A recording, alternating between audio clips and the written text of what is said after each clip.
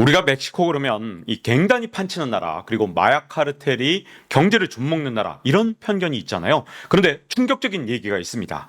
바로 갱단의 천국인 줄 알았던 멕시코가 GDP 측면에서 한국을 추월한 겁니다. 정말 충격적인 얘기인데요. 두 가지 측면에서 중요한 것 같습니다. 멕시코가 지금 글로벌 기업들의 핫플레이스로 떠올랐기 때문에 우리 기업 입장에서는 멕시코에 진짜 많은 관심을 가져야 되고요. 그리고 멕시코가 어떻게 한국을 추월했는지 한국 경제 입장에서도 이걸 좀 살펴볼 필요가 있다, 이렇게 보여지는데요. 자, 먼저 우리나라부터 좀 살펴보면요.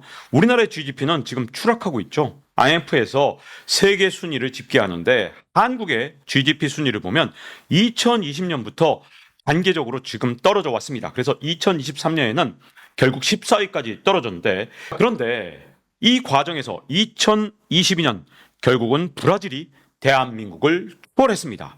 그리고 23년에는 멕시코마저 우리 대한민국의 GDP를 추월했습니다. 그래서 2022년 한국은 13위였는데 대한민국이 23년에 14위로 떨어질 때 멕시코는 14위에서 12위로 두 계단이나 앞으로 갔습니다. 근데 전망은 더 안 좋아요. IMF 전망에 따르면 2029년이 되면 한국은 15위로 한 단계가 더 떨어지고 멕시코는 11위로 또 한 단계가 올라간다고 합니다. 우리 입장에서는 좀 안타까운 심정이 드는데요. 사실 우리나라하고 멕시코하고 엎치락 뒤치락 했습니다. 그런데 2013년부터 대한민국이 막 앞서 나기 시작하면서 우리나라의 GDP가 멕시코를 완전히 압도했던 겁니다. 그래서 우리는 이제 더 이상 멕시코가 적수가 아니다 라고 생각할 수 있었는데 갑자기 23년에 반전이 일어난 거죠. 멕시코의 전체 GDP는 무려 2조 달러로 왕창 늘어났습니다. 근데 우리나라는 1.7조 달러로 이게 지지부진한 거예요. 이 과정에서 무려 멕시코하고 18%라는 엄청난 차이가 났거든요. 근데 이게 IMF에서 전망을 해보니까 이 차이가 좀처럼 좁혀지지 않는 걸로 나타났습니다. 물론 1인당 GDP는 우리가 여전히 멕시코보다 높습니다. 멕시코가 인구가 많기 때문에 전체 GDP 측면에서 우리를 앞질렀다, 이런 뜻인데, 근데 1인당 GDP 면에서도 우리가 결코 안심할 수 없는 부분이 있거든요. 자, 2020년만 해도 한국의 GDP는 32,000달러였는데 멕시코는 9,000달러밖에 되지 않았습니다. 근데 23년에 멕시코랑 우리나라의 GDP를 보면 33,000달러, 우리나라는 횡보를 하고 있었죠. 근데 멕시코의 GDP는 50%가 넘게 늘어나면서 14,000달러로 늘어났습니다.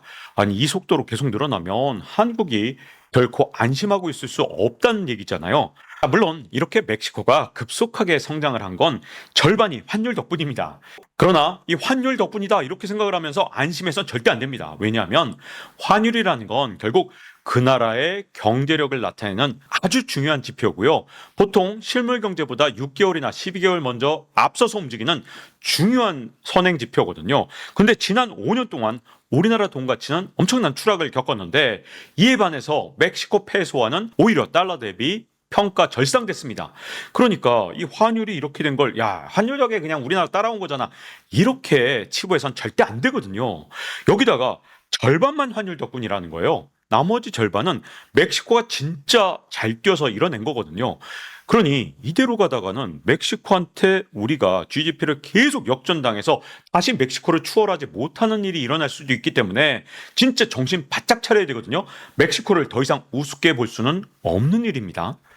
자, 근데 여전히 멕시코에서는 범죄도 많아요. 그리고 갱단도 많습니다. 마약 카르텔도 많아요. 그런데 그런 멕시코가 어떻게 한국을 역전했는가? 그리고 IMF는 왜 격차가 더 벌어질 것이라고 보는가? 자, 멕시코는요, 오랫동안 PRI라는 정당이 정권을 잡아왔습니다.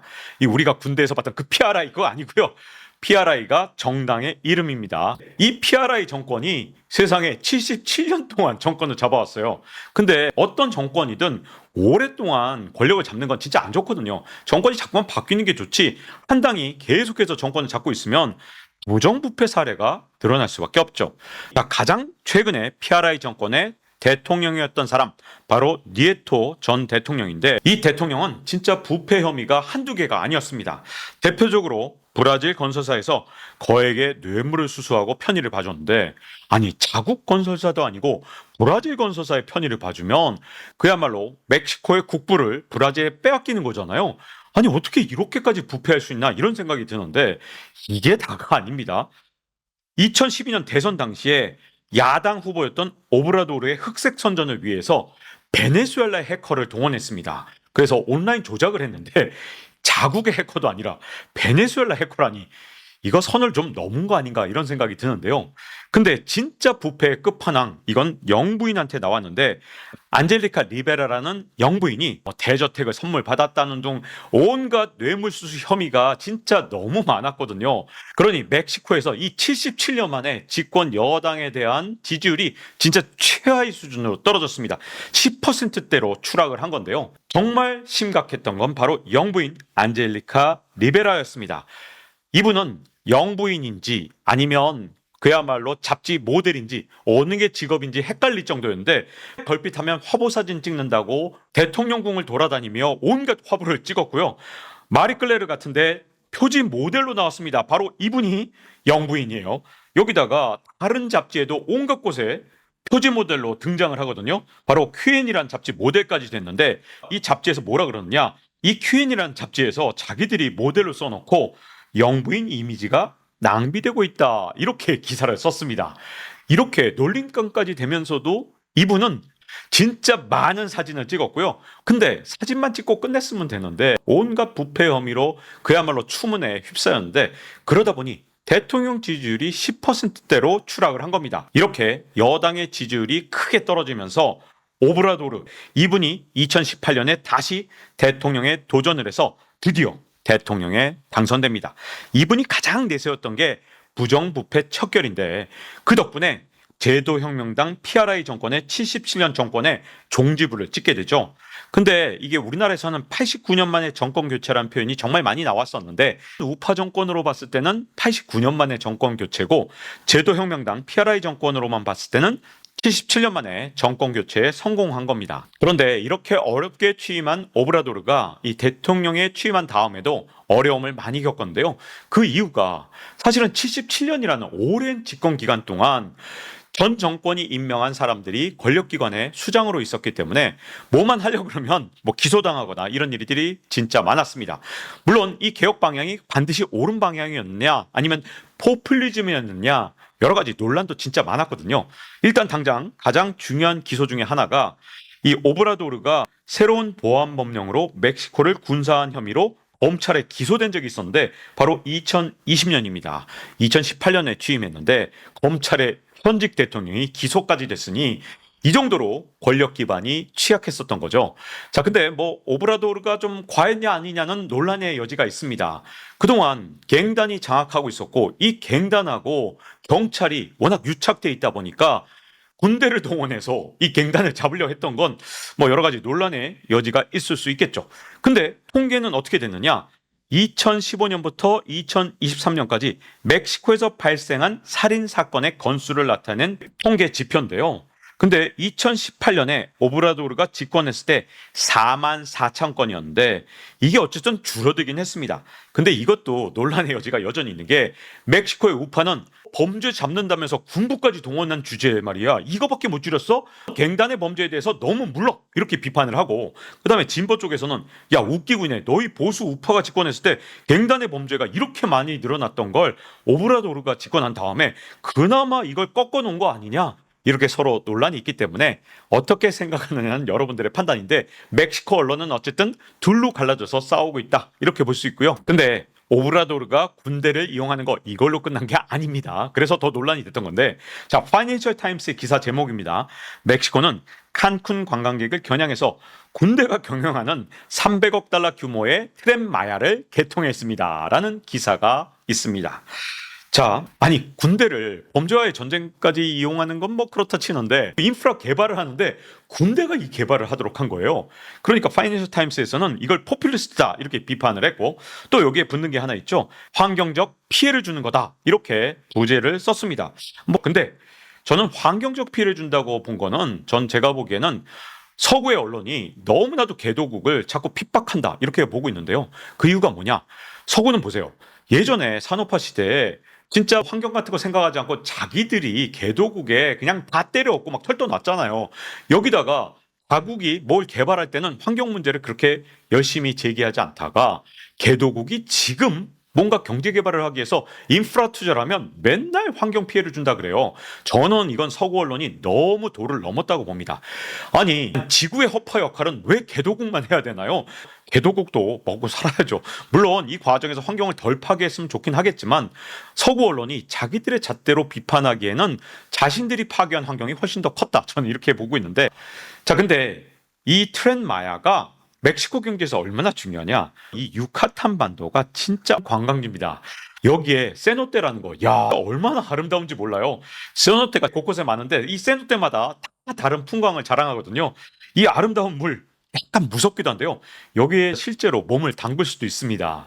이런 관광지부터 시작해서 진짜 천혜의 자원들도 있는데 여기에 치첸 이트샤 같은 마야 문명까지 있기 때문에 그야말로 이 유카탄 반도 자체가 엄청난 관광지입니다. 근데 문제점은 교통이 너무 불편해요. 근데 여기에다가 철도를 군대를 동원해서 만든 겁니다. 건설한 거예요. 자, 근데 왜 하필이면 군대를 동원했느냐? 여기에는 멕시코의 특수성이 자리 잡고 있습니다. 국가 인프라를 너무 과도하게 만드는 것도 문제지만 또 반대쪽으로 국가 인프라가 너무 적은 것도 문제입니다. 일반적으로 가난한 나라들은 세금을 잘 못 걷잖아요. 그리고 뭔가 국가 인프라를 만들려 그러면 부패한 조직이 이 돈을 다 빼먹기 때문에 인프라를 건설하지 않고 전부 다 자기가 착복을 합니다.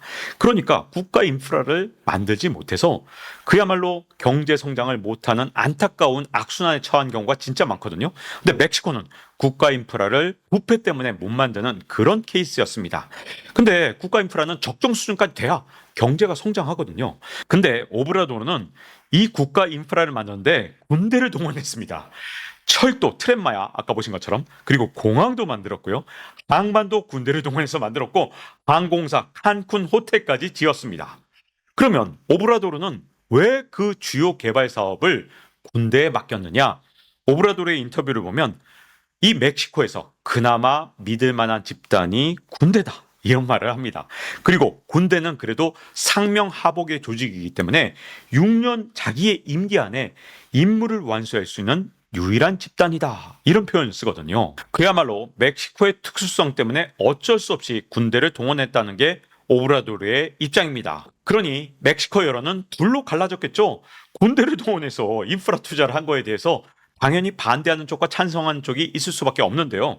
일단 찬성하는 쪽은 멕시코의 경찰 그리고 이민청이 범죄 조직과 결탁해서 정부 조직이 와해돼 있다. 그래서 대통령 입장에서도 군대 외에는 믿을 곳이 없었을 것이다. 이렇게 찬성하는 입장이거든요. 이 부분은 제가 멕시코 취재를 갔다 온 입장에서 설명을 드리자면 제가 멕시코 시티의 국립대학 취재를 갔는데 거기 멕시코인 교수님들이 저한테 경고를 합니다.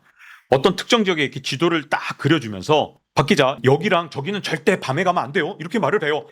그곳에 가면 당신처럼 동양인처럼 보이는 사람, 그런 사람들은 부자로 보이기 때문에 당신이 납치당할 수 있어요. 밤길에 여긴 가지 마세요. 이렇게 경고를 합니다. 그리고 이렇게 납치가 혹시라도 되면 절대로 경찰에 신고하지 마세요. 경찰하고 갱단은 다 한 통속입니다. 그래서 경찰에 신고하면 진짜 목숨을 잃어요. 우리 멕시코에서는 차라리 돈을 주는 게 낫습니다. 이걸 국립대 교수님이 저한테 경고를 했어요. 그 정도로 경찰, 이민청 이런 데가 범죄 조직하고 진짜 결탁되어 있는 건 분명합니다. 왜?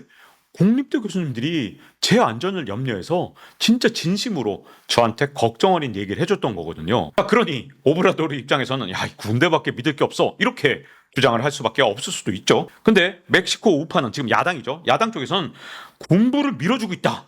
이게 말이 되느냐? 이렇게 비판을 하고 있고요. 또 하나 비판은 저도 이 부분이 걱정되는데 결국 군부도 돈을 빼돌릴 거다. 아니 멕시코잖아. 이런 느낌이 좀 들어요. 이 부분은 저도 사실 어떻게 될지 잘 모르겠습니다. 그래서 양쪽이 첨예하게 엇갈려 있는 건 분명하고요. 여기다가 오브라도르의 운도 참 좋았습니다. 미중 패권 전쟁이 일어나면서 여기에 수혜를 보게 된 건데요.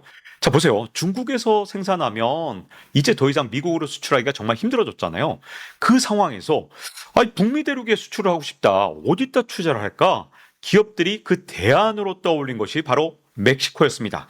그래서 2023년에 테슬라가 50억 달러 규모의 기가 팩토리 투자를 하기로 결정을 했는데, 자, 테슬라가 중국에도 투자를 많이 했죠. 근데 이건 중국의 내수 시장을 주로 노린 투자고요.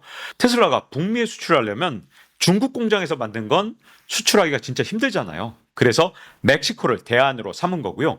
이게 테슬라뿐만 아니라 포드 같은 회사도 F150, 이거 미국 사람들 진짜 미치는 차량입니다. 너무너무 좋아하는 차량인데 이거 전동화 버전을 멕시코에서 생산하기로 계획을 짰죠.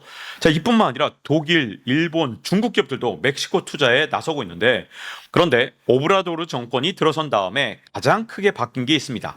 멕시코는요, 그동안 북부와 남부의 경제력 차이가 너무나도 컸습니다.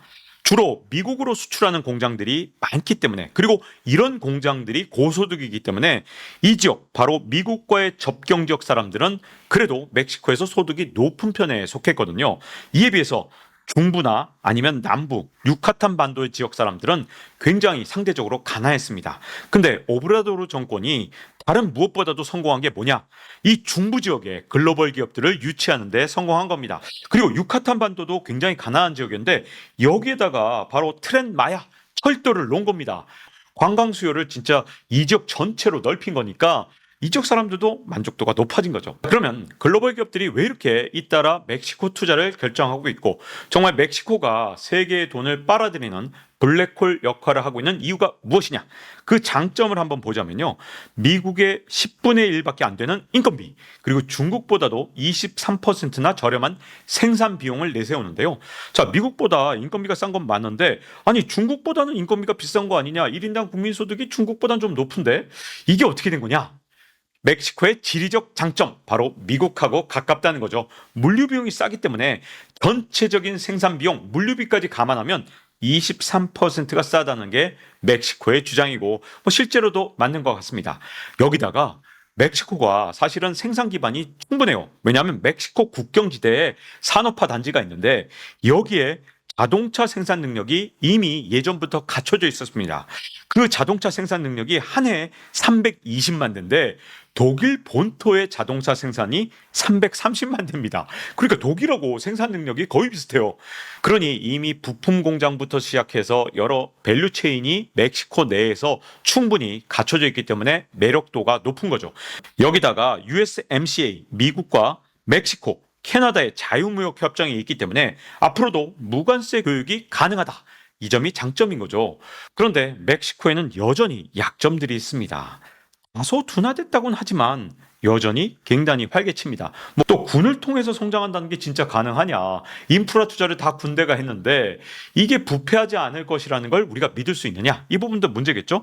또 임금이 가파르게 상승하고 있습니다. 3년 만에 1인당 GDP가 9,000달러에서 14,000달러로 갔다는 건 그만큼 인건비 부담이 커졌다는 거죠. 그리고 마지막으로 트럼프가 당선되면 우리나라한테만 관세를 매기겠느냐, 멕시코하고 또 무역전쟁 하는 거 아니냐, 이런 우려도 있을 수 있겠죠. 다만 저는 멕시코하고 할 가능성은 조금 적을 것 같아요. 왜냐하면 중국하고 무역전쟁을 해서 승리하려면 다른 수입처가 필요한데 멕시코를 배제하고는 값싼 수입품을 수입할 곳이 없거든요. 그래서 멕시코하고도 무역전쟁을 벌이게 되면 미국 내 물가 상승률이 너무 높아지기 때문에 트럼프가 멕시코하고 무역전쟁을 벌일 가능성은 조금 낮은 편이다. 왜냐? 자기 자신의 지지율이 또 떨어지면 안 되잖아요. 그래서 제 생각에는 저번보다는 멕시코와의 관계가 좀 더 좋지 않겠느냐, 이렇게 좀 전망을 합니다. 다시 기업 단위에서 말씀을 드리면 미국 시장을 노리고 몰려가는 글로벌 기업들 진짜 많습니다. 근데 한국은 과연 어떻게 하는 게 좋겠느냐? 하나의 공장이라도 한국에 짓는 게 우리나라한테 유리하고 우리 청년들을 위한 일자리를 위해서 그게 더 중요하지만, 이미 나가겠다고 결정한 기업이라면 멕시코도 중요한 선택지로서 한번 꼽아볼 만하다, 이렇게 보고요. 또 유럽에서는 헝가리가 또 뜨고 있습니다. 헝가리도 굉장히 중요한 선택지인데 이렇게 멕시코나 헝가리처럼 앞으로 뜨는 나라들을 좀 지켜볼 필요가 있다, 이렇게 보여지고요. 투자자 입장에서도 요즘엔 막 글로벌 투자를 하잖아요. 이 멕시코와 헝가리가 왜 뜨고 있는지, 그리고 언제까지 뜰 수 있는지, 이런 것들을 좀 눈여겨본다면 조금 더 많은 투자 기회를 잡을 수 있지 않을까, 이런 생각을 하게 됩니다. 자, 이제 마칠 시간이 됐습니다. 다음 시간에 뵙겠습니다.